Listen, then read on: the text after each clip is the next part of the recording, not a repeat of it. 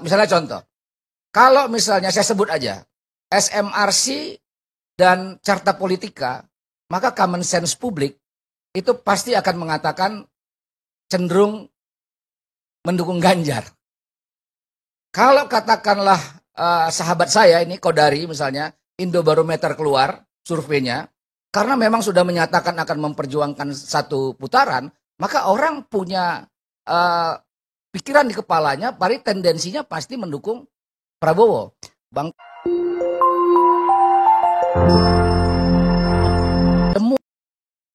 Ada penjelasan dari Andi Sinulinga tentang hasil survei dan siapa lembaga survei tersebut, maka kita harus bisa memahami ya.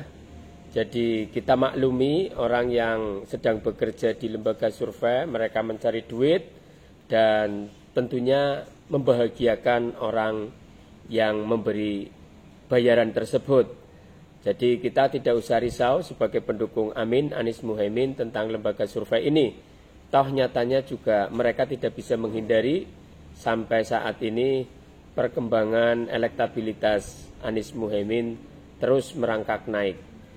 Mari kita dengarkan sejelasnya penjelasan dari Andi Sinulinga tentang lembaga survei dan aktivitas lembaga survei tersebut.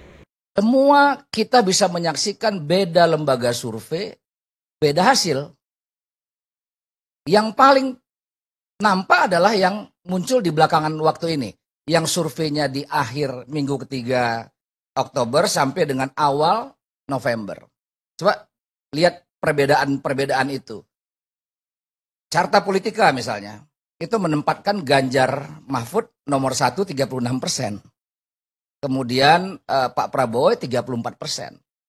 Dan Anies Baswedan itu 24%. Di waktu yang tidak jauh berbeda ini, hanya beda 2 hari. Carta melakukan tanggal 27, Populi melakukan tanggal 29 sampai tanggal 1 November. Tapi kemudian Populi itu hasilnya adalah Pak Prabowo 40%, kemudian Ganjar Mahfud 30% dan Anies 24%. Nah itu menggambarkan menurut saya ada perbedaan yang signifikan tuh. Nah, saya mau kasih bandingan juga Bang Karni. Kalau Bang Karni lihat Ipsos, ya, kalau saya baca ya di Ipsos itu, saya kira nggak ada yang berani meragukan kredibilitas Ipsos sebagai lembaga riset ya. Itu selisih antara ketiganya itu 31, 28,89. Jadi itu masih dalam batasan margin of error yang ketat sekali itu. Pertanyaannya muncul. Ini banyak sekali nih data-data itu. Nah kita meyakini yang mana? Kan pertanyaannya seperti itu tuh. Nah saya meyakini sesuatu yang saya anggap tingkat kredibilitasnya tinggi. Tingkat kredibilitas tinggi itu begini, Bang Karni, bukan dari pihak kita. Itu yang saya maksud dengan misalnya contoh. Kalau misalnya saya sebut aja SMRC dan Carta Politika, maka common sense publik itu pasti akan mengatakan cenderung mendukung Ganjar. Kalau katakanlah sahabat saya ini Kodari misalnya, Indobarometer keluar surveinya, karena memang sudah menyatakan akan memperjuangkan satu putaran, maka orang punya pikiran di kepalanya, tendensinya pasti mendukung Prabowo. Bang Karni boleh cek survei-survei yang afiliatif dengan Anies Baswedan dan Muhaimin Iskandar. Gak ada Bang Karni. Kami ini hanya menonton saja survei-survei yang mahal ini. Dan kami menikmati hasilnya.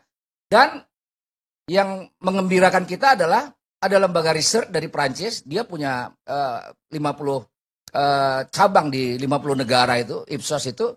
Dan itu menurut kami dengan pendekatan yang kami juga di lapangan, itu jauh lebih meyakinkan kami. Sehingga, Bang Karni, saya ingin menyimpulkan, sebagai sebuah gerakan boleh satu putaran itu. Tapi saya meyakini tidak akan mungkin satu putaran, Bang Karni. Tidak akan mungkin. Itu tidak rasional itu, mengatakan satu putaran. Tapi sebagai sebuah keinginan, sebagai sebuah harapan, ya kita... Ya kalau bahasa anak sekarang kita jogetin aja Bang Karni. Ya kan?